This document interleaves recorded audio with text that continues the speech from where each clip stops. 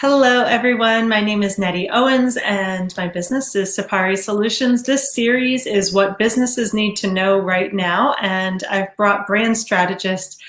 Actually, I did not practice your name before we came on here live, so I'm going to have you say your name so that I do not say it incorrectly. Absolutely, no problem. It's Mary Czarnecki. If you forget the C is there, it's actually phonetic. It is totally phonetic. My maiden name was of the same kind, and it was totally phonetic. So there we go. And I apologize because normally I do, but we're just going to chalk it up to the holidays and all the sugar that I've ingested at this particular moment. So no worries.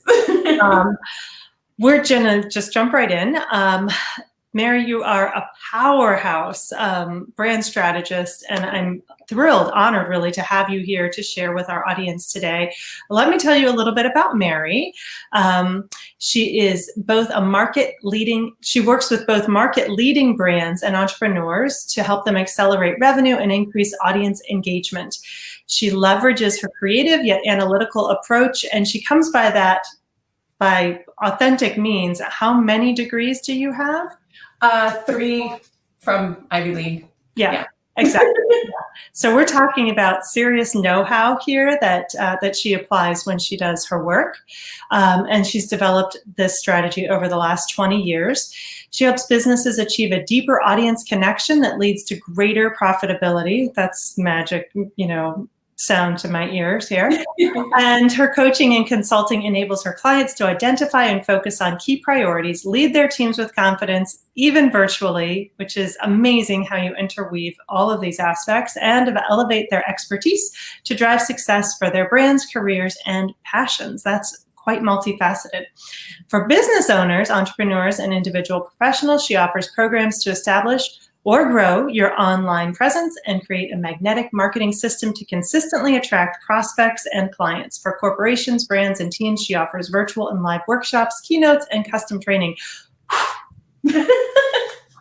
I'm just a little busy. No. A little busy, but it truly, you've earned that amazing bio, and especially with the work that you do, having had the chance to be on the receiving end, it's amazing how she's able to pull out these ideas and concepts and connect. So let's dig in. What do businesses need to know? What is the biggest mistake that businesses are making when it comes to building their audience? And actually, I'm going to be waiting with bated breath for this one.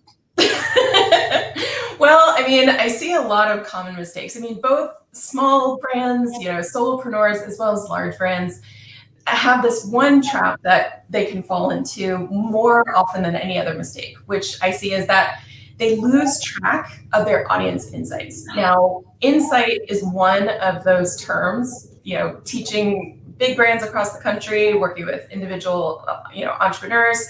It's one of these terms that people just kind of toss around. But when I say insights, I'm talking about something that's below the surface. So you've kind of got some different things that you can learn about your audience. You can learn data points, right? So that's, the clicks that open on your list or the people that visit your website. You can learn different behavior from metrics and data. But the data is only going to tell you where to dig for these insights. The insights are what are below the surface. And where I see the biggest mistake being is that people don't dig far enough to get insights that are truly ownable, or they just assume that they hit on it once and then it's there forever. Whereas, not like anything changed in 2020, but you have to keep up to date, because sometimes these insights that we're identifying can be very ephemeral. They change over time. Can you give us a little example? Like, what's something where you might see a particular data point, think that you understand it, but need to dig a little deeper? For sure. So I have a great story from, actually, it's a baby shampoo that probably everyone's seen. But back in the day, they found a really interesting data point, which was that a significant percentage of their usage volume, not purchase volume, but usage volume, was actually coming from men. They were kind of like, well, that's strange. Why are these men using this baby shampoo? And so they started asking questions. They started asking why. And below that data point, which was basically just an artifact of this behavior, they did get to a deeper level insight, that kind of raw nerve, that kind of reason behind that behavior showing up in their data was that these men who were using this baby shampoo were terrified of losing their hair.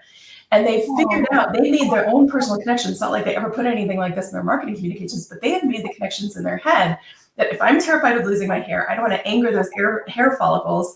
I'm going to use the most gentle thing. And if this shampoo is so gentle as not to make baby's eyes tear, Right. that's what I'm going to use. And that's the insight. The insight is something that if you feed it back to your target audience, you're going to get a reaction. It's going to be that raw nerve. It's going to be the most compelling, powerful thing that you can tap into to change behavior.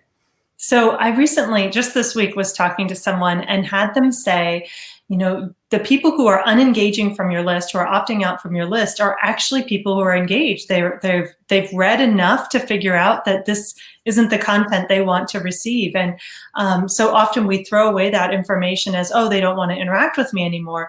But that insight really just flipped it on its head for me. And I thought, oh yeah, okay. So if they're opting out, it means that I'm not connecting in some sort of way, but they wanted to connect with me at some point, and they are providing feedback and information. So there's insights coming at us at all times, and you know, this idea to kind of dig a little bit deeper to find out what's the behavior driving the action. That's really fascinating. So this is just another question that you actually provided. Full disclosure, you provided this question, but I would like to know the answer as well. So, how can businesses avoid getting dropped, considering that 75% of consumers have changed brands at least once during the pandemic? So people are trying new things, they're exploring their options. How do we avoid being the one on the chopping block? Yeah, I mean, it's a great stat if you're trying to get new people into your world, but it's a bad statistic if you're trying to maintain that loyalty. So I think the key is, for whether you're, you know, an entrepreneur or a big brand, the key is to figure out how your current buyers line up in 3 buckets. So basically, how much of your audience, what percentage of your audience is ready to ditch you? Best offer, next offer comes down the pike, right? What percentage are happy, but they're not completely satisfied? And then what percentage are your loyalists? Most businesses don't know those 3 buckets. And if we don't know how big a risk we're at. So we need to first break down our group, and then of those groups, really understand, of those people that are on the verge of leaving us, where are the biggest dissatisfactions? Where are we falling short? Is it just that they're moving on to something else and we're no longer a good match for them? Or has the insight changed and we're not providing the right content or the right support or the right communication at the stage of the journey that they're at with us? So the key is to really figure out, okay, how does my audience break down into those groups? And then for each of those groups, really understand, where am I falling short? What do they want, or what do they need in order to decide to purchase from me again, or to become an advocate for me? So a lot of people forget about that loyalist group, especially, and forget to even ask them to be advocates for them. So how can they refer you? How can they share their satisfaction or their excitement about having worked with you?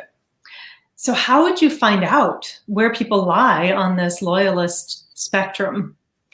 A little bit about it is, you know, looking at your metrics. So, you know, if you've got an email list, you can start to see, you know, how your bucket, who hasn't engaged at all, you know, 90 days. We're looking at some of the things that we can actually measure. Engagement, exactly. Yes. patterns, like that. Okay. Yeah, use the metrics that you've got in your business, whether you've got an email list, a social media, you know, account that you can dig into the activities and data points there, YouTube channel, all those different things to try and figure out, okay, who are my cold people that somehow they're just not seeing what they want to see from me? Who are my people that just aren't very consistent in terms of engaging with me? And then who are the ones that are the hot ones? Who are the ones who I'm saying something that's resonating with them, and learning from that to say, okay, if I want to attract more people like them, what is working? And follow that kind of trail down to figure out how to focus your content creation on something that's going to be attracting people like your highest value audience. Excellent. And I love how you also don't negate your highest value audience, the ones that are really, you know, hot on buying with you and want to continue doing so. So really, really good thing to remember. We're not always just attracting new clients. Our best sales come from repeat customers. If people would like to reach out to you, Mary, what is the best way for them to connect with you? Absolutely. The center of all things is going to be my website. So that's going to be just my first name, last name.com. So maryczarnecki.com. And from there, they basically can access my Sticky Note Marketing podcast, as well as I do offer every now and then a limited number of strategy sessions for people, so they can connect with me there, and we can focus on their specific individual challenges. Excellent. Thank you so much. Take care. Absolutely. Thanks.